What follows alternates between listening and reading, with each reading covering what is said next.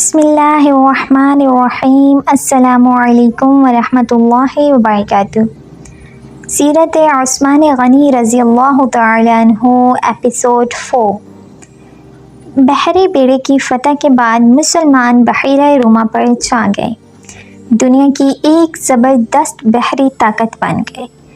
شام کی والی حضرت امیر معاویہ رضی اللہ تعالی عنہ نے حضرت عثمان رضی اللہ تعالی عنہ کی توجہ اس طرف دلائی کہ ہمیں ہر وقت رومیوں کی طرف سے بحری حملے کا خطرہ رہتا ہے، اس کے مقابلے کے لیے ہمارے پاس بھی بحری بیڑا ہونا ضروری ہے۔ اس پر انہوں نے بحری بیڑا تیار کرنے کا حکم دیا۔ حضرت امیر معاویہ رضی اللہ تعالی عنہ نے مصر کے والی عبداللہ بن سعد کے ساتھ مل کر ایک عظیم الشان بحری بیڑا تیار کیا، جس میں کئی سو جنگی جہاز تھے۔ جہاز بنانے کا پہلا کارخانہ مصر میں قائم ہوا۔ بحری بیڑے کے ساتھ بحری فوج بھی قائم کی گئی۔ اس بیڑے کا نصف حصہ شام اور نصف مصر کے ساحل پر رہتا تھا۔ جلد ہی مسلمانوں کی بحری طاقت اس قدر بڑھ گئی کہ انہوں نے قبرص کے جزیرے کو فتح کر لیا۔ پھر مستولوں والی لڑائی میں رومی بحری بیڑے کو شکست دی۔ یہ شکست اس قدر زبردست تھی کہ پھر مدت دراز تک رومیوں کو اسلامی ملکوں پر حملہ کرنے کی جرأت نہ ہوئی۔ حضرت عثمان غنی رضی اللہ تعالی عنہ نے اپنے زمانے میں رفاع عامہ یعنی عام لوگوں کی بھلائی کے لیے بے شمار کام کیے۔ ان میں سے کچھ یہ ہیں کہ راستے پر ایک شاندار سرائے بنوائی، اس کے ساتھ ایک چھوٹا سا بازار بسایا، نیچے پانی کا ایک کنواں کھدوایا۔ خیبر کی طرف سے کبھی کبھار سیلاب آتا تھا، مدینے سے کچھ فاصلے پر ایک بند تعمیر کروا دیا تاکہ سیلاب کا رخ مدینے کی طرف نہ ہو۔ نہریں کھدوا کر بھی اس کا رخ موڑا گیا۔ اس بند کو بند محجوب کہا جاتا ہے۔ کوفے میں مسلمانوں کے لیے ایک عظیم الشان مہمان خانہ بنوایا۔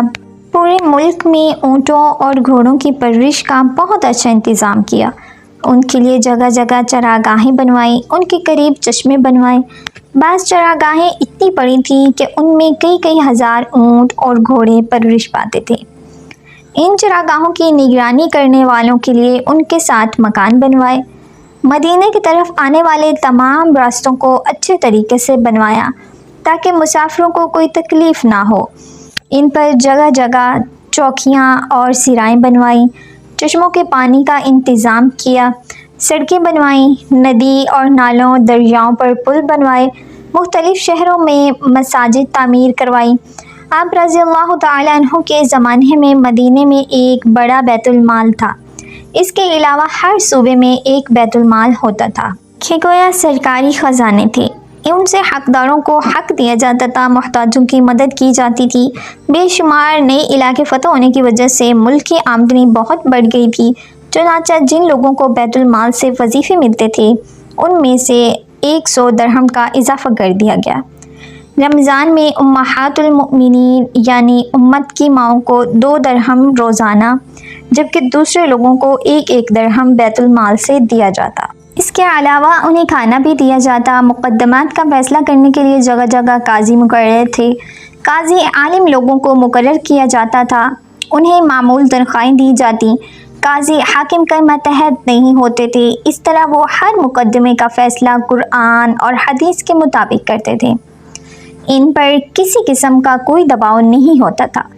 بڑے بڑے شہروں میں مفتی بھی تھے۔ قاضی حضرات کو کسی مسئلے میں کوئی مشکل پیش آتی تو وہ مفتیوں سے فتویٰ طلب کرتے، اس فتوے کے مطابق فیصلہ کرتے۔ حکومت کے کاموں میں عثمان رضی اللہ تعالی عنہ بڑے بڑے بزرگ صحابہ رضوان اللہ علیہم اجمعین سے مشورے لیتے تھے۔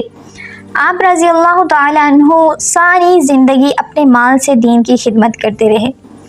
ایک خدمت یہ تھی کہ تمام مسلمانوں کو قرآن پاک کی ایک قرأت پر جمع کر دیا، حرم شریف میں توسیع کروائی، ارد گرد کے مکانات خرید کر یہ کام کروایا۔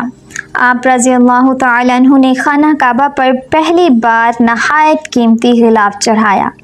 اس سے پہلے معمولی غلاف ہوتا تھا۔ مسجدوں میں خوشبوؤں کی دھنی آپ کے زمانے سے ہی شروع ہوئی۔ صفوں کو سیدھا رکھنے کے لیے آدمی مقرر کیے۔ عثمان غنی رضی اللہ تعالیٰ عنہ اسلام کی تبلیغ اور اشاعت کا بہت خیال رکھتے تھے، دوسرے مذہب کے لوگوں سے بہت اچھا سلوک کرتے تھے۔ مختصر یہ کہ آپ رضی اللہ تعالیٰ عنہ کے دور میں بہت شاندار کام ہوئے، اسلام نے بہت ترقی کی، لیکن افسوس آپ رضی اللہ تعالیٰ عنہ کی خلافت کے آخری چند سال بہت مشکلات میں گزرے۔ اس کی وجہ وہ فتنے تھے جو اندر ہی اندر پک رہے تھے، سلگ رہے تھے۔ فتنوں کی یہ آگ پھر بھڑک اٹھی۔ عثمان غنی رضی اللہ تعالیٰ عنہ کے خلاف فتنے برپا کرنے والے وہ لوگ تھے جو اپنے آپ کو مسلمان کہتے تھے، لیکن اصل میں وہ مسلمان نہیں تھے۔ انہوں نے مسلمانوں کا روپ دھار لیا تھا، اور یہ روپ انہوں نے دھارا ہی اسی لیے تھا کہ مسلمانوں کی جڑوں کو کھوکھلا کریں، ان کے خلاف سازشیں کریں، فتنے جگائیں، انہیں آپس میں لڑا دیں تاکہ مسلمان کمزور سے کمزور ہوتے چلے جائیں۔ عثمان غنی رضی اللہ تعالیٰ عنہ کے خلاف سازشوں کا بازار جن لوگوں نے گرم کیا، ان کا سردار عبداللہ بن سبا تھا۔ یہ یہودی نسل کا ایک مکار آدمی تھا۔ اس نے پرہیزگاری کا لباس اوڑھ رکھا تھا، لوگ اس کی باتوں میں آتے چلے گئے، بے شمار لوگوں کو اس نے اپنا ہم خیال بنا لیا۔ اس نے عثمان غنی رضی اللہ تعالیٰ عنہ اور ان کے گورنروں کے خلاف لوگوں کو بھڑکانا شروع کر دیا، اور ان کے ہر کام میں نقص نکالنے لگا، ان پر بے جا الزامات لگانے لگا۔ بہت سے کمزور ایمان والے لوگ اس کے گرد جمع ہو گئے۔ ان میں ایسے لوگ بھی تھے جو ابھی نئے نئے مسلمان ہوئے تھے، ان میں ابھی اتنی پختگی نہیں آئی تھی۔ کوفہ، بصرہ اور مصر میں اس نے سازشوں کا جال بچھایا۔ یہ جال اس قدر مہارت سے بچھایا کہ بعض نیک دل لوگ بھی شک میں پڑ گئے کہ کہیں واقعی تو ایسا نہیں ہے۔ ایسے لوگوں میں بھی بے چینی پھیل گئی۔ پھر بے چینی کی یہ لہر مدینے کے لوگوں تک جا پہنچی۔ عبداللہ بن سبا اور اس کے حامیوں نے فتنے کی یہ آگ الزامات کے ذریعے لگائی۔ اس نے الزام لگایا کہ عثمان غنی رضی اللہ تعالیٰ عنہ اپنے رشتہ داروں کو خوش کرنے کے لیے بڑے بڑے عہدوں پر مقرر کر رکھا ہے، انہیں بیت المال سے بڑی بڑی رقمیں ایسے لوگوں کو دی جاتی ہیں جو ان کے حقدار نہیں تھے، بلکہ زیادہ تر ان کے رشتہ دار تھے۔ طرابلس کی جنگ سے جو مال غنیمت حاصل ہوا، اس کا 5واں حصہ بیت المال کا حق تھا، لیکن انہوں نے مصر کے گورنر عبداللہ بن سعد رضی اللہ تعالی عنہ کو دے دیا۔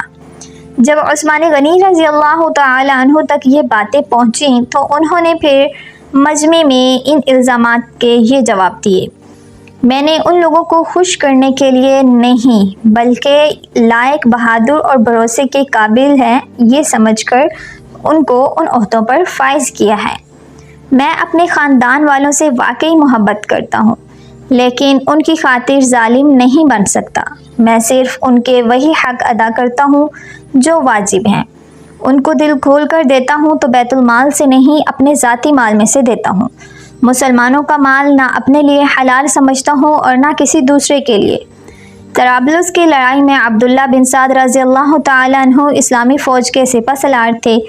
ان سے وعدہ کیا تھا کہ اگر آپ لڑائی میں کامیاب ہوئے تو غنیمت کے مال کا 5واں حصہ آپ کو دے دیا جائے گا۔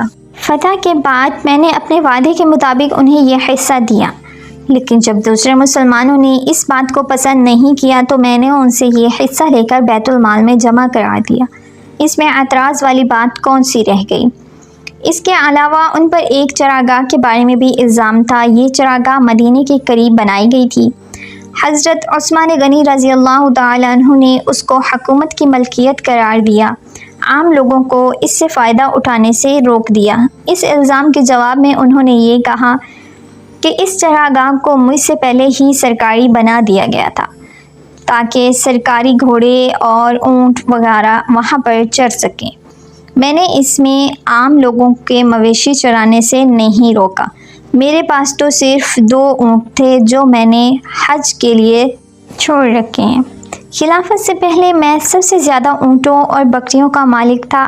اب ان 2 اونٹوں کے سوا میرے پاس کوئی جانور نہیں ہے، یعنی میں اس چراگاہ میں اپنے مویشی نہیں چراتا۔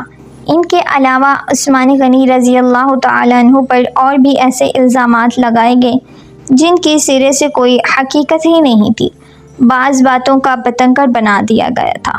ادھر فساد پھیلانے والے لوگ کسی بات پر کوئی توجہ نہیں دیتے تھے، ان کی تو بس ایک ہی ضد تھی کہ عثمان غنی رضی اللہ تعالیٰ عنہ کو خلیفہ نہ رہنے دیا جائے۔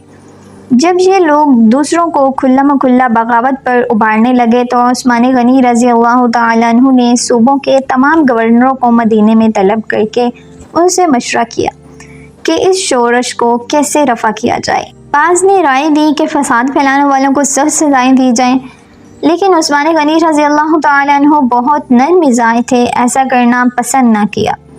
دوسری کسی رائے پر اتفاق نہ ہو سکا، تو اسی وجہ سے سارے گورنر اپنے اپنے علاقوں کی طرف واپس روانہ ہو گئے۔ ان کے جانے کے بعد عثمان غنی رضی اللہ تعالیٰ عنہ نے اس شورش کو دور کرنے کے لیے 3 کام کیے۔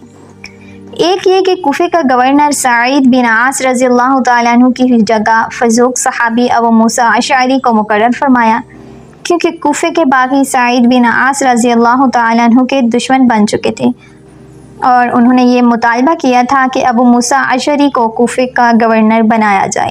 دوسرا کام یہ کیا کہ چند صحابہ کو تمام صوبوں میں تحقیق کے لیے بھیجا کہ لوگوں کی جائز شکایات کیا ہیں اور ان کو کیسے دور کیا جا سکتا ہے۔